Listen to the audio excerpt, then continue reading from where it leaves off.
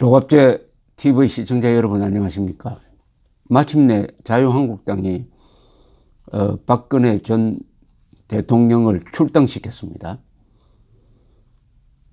박근혜 전 대통령이 사실상 재건한 정당이 자유한국당이죠. 자유한국당의 전신은 새누리당인데 2011년에 10월에 박원순 씨가 서울시장 보궐선거에서 당선되면서 그 다음에 2012년 4월로 예정되어 있었던 총선거에서 당시에 한나라당이 패배할 것이다 하는 위기감이 도니까 구원투수로 등장한 사람이 박근혜 씨였습니다. 비상대책위원장이 되어서 당 이름을 한나라당에서 새누리당으로 바꾸었습니다. 그러다가 2012년 4월에 의외로 여론조사와 달리 당시에 새누리당이 과반수 의석을 차지를 했습니다. 그 여세를 몰아서 2012년 12월에 51.6%의 득표율로 대통령에 당선되었습니다. 그 박근혜 전 대통령은 지금 돈 한 푼 받지 않았는데 뇌물죄라는 이 올가미에 휘어져 가지고 지금 옥중에서 재판을 받고 있습니다. 무슨 최근에는 재판에 불응하고 있습니다만은 지난 10월 26일은 그 아버지 박정희 전 대통령의 38주년 기일이었습니다. 그날 또 감옥에서 맞았습니다. 오는 11월 14일은 아버지의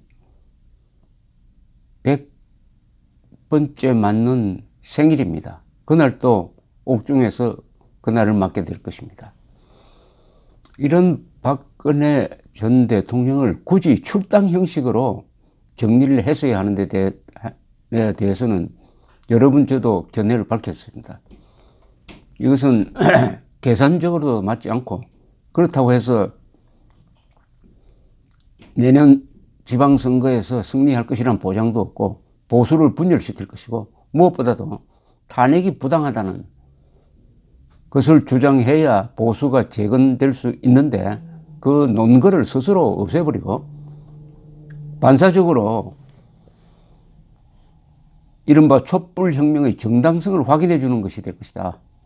더구나 박근혜 전 대통령 좌파와 싸워서 대한민국의 국가 정체성을 수호하려고 했던 사람을 몰아내는 그 자리에 좌파와 손잡고 박 전 대통령을 탄핵시킨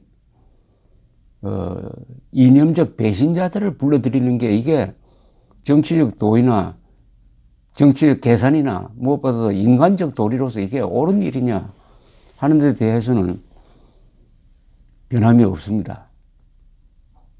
한편 우리 속담에 좋은 사람이라도 나쁜 점을 알아야 되고 싫어하는 사람이라도 좋은 점을 알아야 된다는 이야기가 있습니다.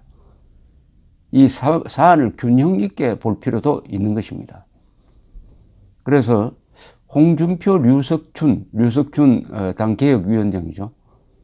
두 분의 생각은 아마 내년 지방선거에서 이 자유한국당이 몰락하면은 보수는 끝장이다 하는 그런 계산을 한 것 같이 느껴집니다.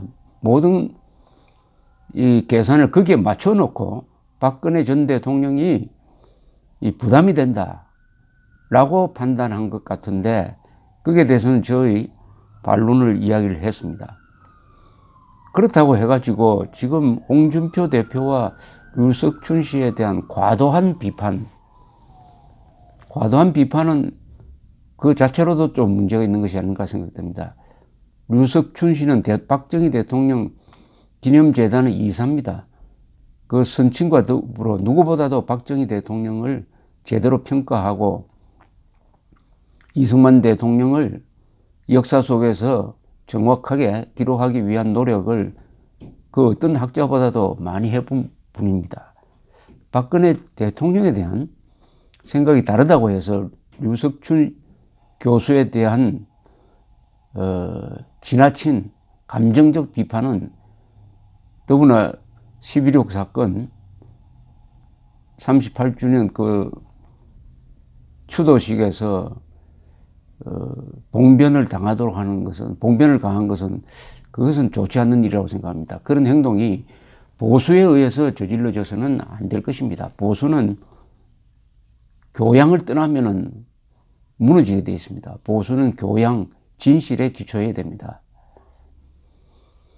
박근혜 전 대통령은 한때 선거의 여왕으로 불렸습니다. 이 나무에 잘 오르는 사람은 나무에서 떨어져 다치고, 헤엄 잘 치는 사람은 바다에서 뭐 죽는다는 이런 말도 합니다만, 그 말 속에는 뭐가 있느냐?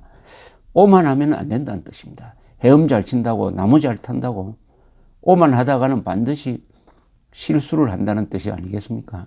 그런 점에서 박근혜 전 대통령한테 붙여졌던 이 선거의 여왕이 결국은 박근혜 전 대통령이 선거를 통해서 몰락하도록 만든 것이 아니겠느냐, 이렇게 생각합니다.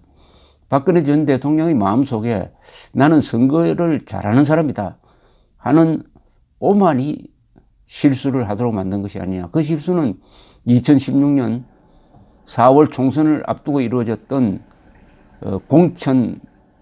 공천이죠. 그 공천에서 실수를 했습니다. 어떤 실수냐? 친박을 대표하는 것으로 보여지던 이항구 씨를 공천위원장으로 내세워가지고 유승민을 몰아내기 위한 아주 지리한, 유승민 씨한테 공천을 주지 않기 위한 아주 지루하고 짜증나는 일종의 공천 막장 드라마를 한 달 동안 보여주니까 국민들이 짜증을 내고 보수 세력이 돌아서고, 더구나 투표 직전에 여론조사에서는 새누리당이 압승한다고 나오니까 굳이 내가 갈 필요가 있느냐 하는 이런 생각과 겹쳐서 결국은 참패를 하고 말았습니다. 이것은 박근혜 전 대통령의 공천 전략의 대실수였습니다. 국민들을 우습게 본 것이죠. 특히 지지층을. 그 참패했으면은 바로 그 순간에 자신의 과오를 뉘우치고 바로 잡아가지고 친박, 비박이 어디 있느냐 해가지고 한 덩어리로 만들고 척히 친박 세력을 뒤로 물렸어야 되는데, 오히려 친박 세력이 다시 당권을 잡음으로써 친박, 비박 세력 사이에 도저히 넘을 수 없는 이 단층선이 생겼던 것이죠. 그것이 결국 탄핵 사태를 부른 원인이었습니다. 그런 점에서 박근혜 전 대통령의 과오 또한 적지 않습니다. 박근혜 전 대통령은 현재로 동정의 대상입니다. 박근혜 전 대통령이 가지고 있는 이 검찰과 법원, 그리고 집권 세력의 이 보복적 수사와 재판, 그리고 과거 뒤지기는, 그것은 박근혜 전 대통령을 정치적으로 말살하는 데 그치지 않고, 이것은 육체적으로, 역사적으로 말살하려 한다는 생각을 더욱 굳히게 합니다. 그 이야기는 변론으로 하더라도 박근혜 전 대통령의 과오는 우리가 짚고 넘어가야 합니다. 박근혜 전 대통령은 잘한 일도 많고 잘 못한 일도 많아요. 가장 큰 잘못은 탄핵을 당했다는 사실입니다. 지도자는 동정의 대상이 돼서는 안 됩니다. 존경의 대상, 두려움의 대상이 돼야지 어떻게 동정의 대상이 됩니까? 박근혜 전 대통령이 작년 11월 초부터 이렇게 쭉 공경을 당하면서 하나 이해할 수 없는 행동이 있습니다. 국민들을 상대로 직접 자신의 억울함, 그리고 언론 보도의 잘못된 점, 검찰 수사의 불법성, 이런 것을 국민들을 상대로 직접 제대로 호소한 적이 한 번도 없습니다. 이렇게 되면은 지지 여론이 형성될 수가 없습니다. 아무리 박근혜 전 대통령을 지지하고 동정하는 사람이라도 본인이 사실상 항변을, 저항을 포기한 상태에서는 할 수가 없습니다. 장수가 항복한 다음에는 쫄병들이 싸울 수가 없어요. 왜 그렇게 지금까지 대국민 설명을 한 번도 하지 않았느냐?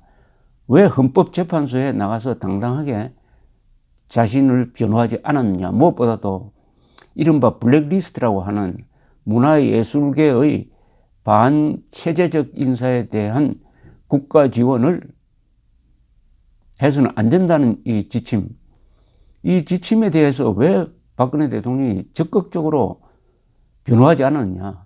그것은 어떤 국가도 해야 되고, 특히 남북 대치 상황에서, 좌우 대결 상황에서는 이것은 대통령의 임무다.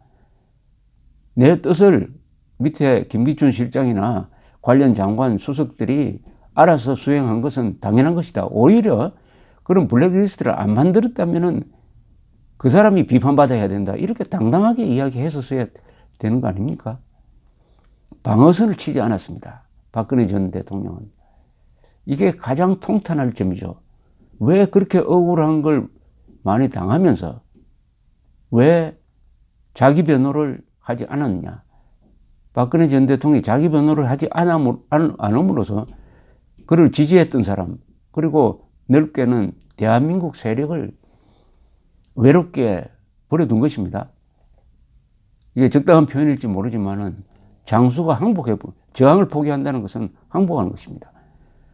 물론 이해는 갑니다. 최순실과의 관계를 그동안에 극구 부인하다가 그것이 언론 보도를 통해서 폭로가 되니까 거기에 대한 수치감, 자존심이 상한 것, 이것이 그분의 다른 모든 행동을 지배한 것이 아니냐 이렇게 생각됩니다. 그러나 지도자는 그렇게 하면 안 되죠.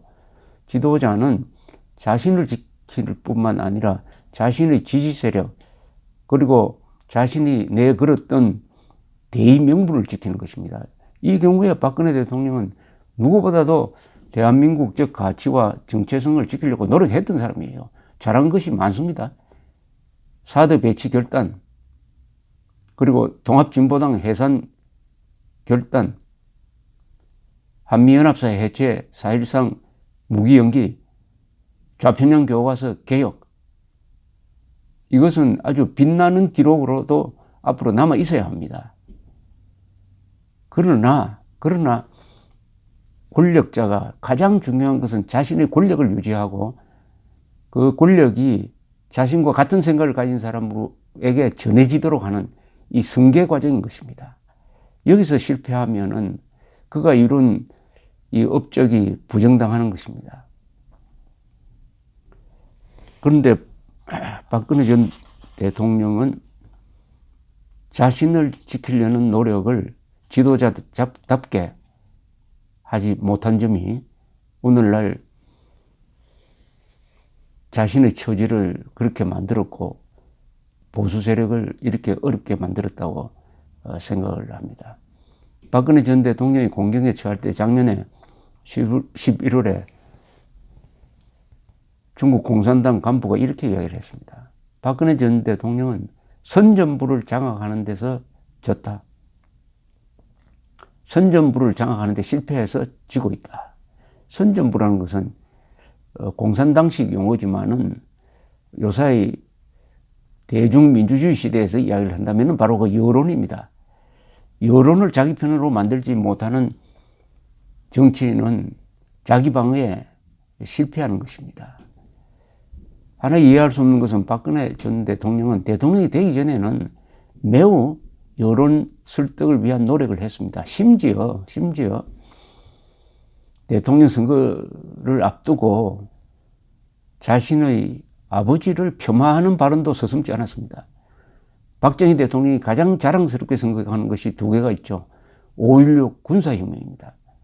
두 번째가 있습니다. 유신선포입니다. 유신선포로서 대한민국을 중화공업 발전을 통해서 인류국가 문턱까지 끌어올려 놓겠다는 그 집념은 성공했습니다. 요건 그분이 다 먹었어요. 5.16 군사혁명은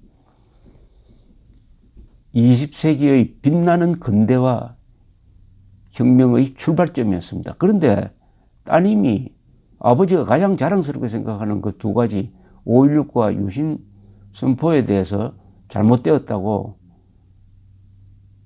사과까지 했습니다. 그렇다면은 그런 집념은 왜 이 탄핵 사태 때는 발휘되지 않았느냐? 박근혜 전 대통령이 권력 의지가 대통령이 될 때까지는 발휘가 되었는데 대통령 자리를 지키기 위해서는, 보수 세력을 지키기 위해서는, 대한민국의 국채, 정통성과 정체성을 지키는 데서는 왜 그렇게 쉽게 허물어졌느냐? 참 미스터리인 것입니다. 박근혜 전 대통령이 잘한 것을 지적했으니까 잘못한 것을 지적한다면은 친중 반일적 외교 노선을 택한 것이고, 세월호 때 그리고 문창극 총리 지명자 사태 때, 메르스 사태 때 보여주었듯이 선동에 쉽게 무너지고 말았습니다. 그것이 결국은 탄핵 사태의 전조였습니다. 선동에 왜 맞서지 못하느냐 하는 것은 여러 가지로 설명할 수 있지만 그것은 이념입니다. 이념 부족입니다. 이념 무장의 부족입니다.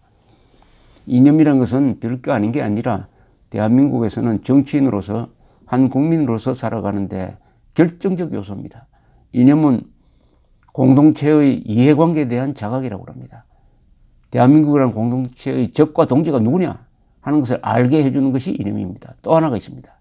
이념은 자기 정당성에 대한 확신을 줍니다.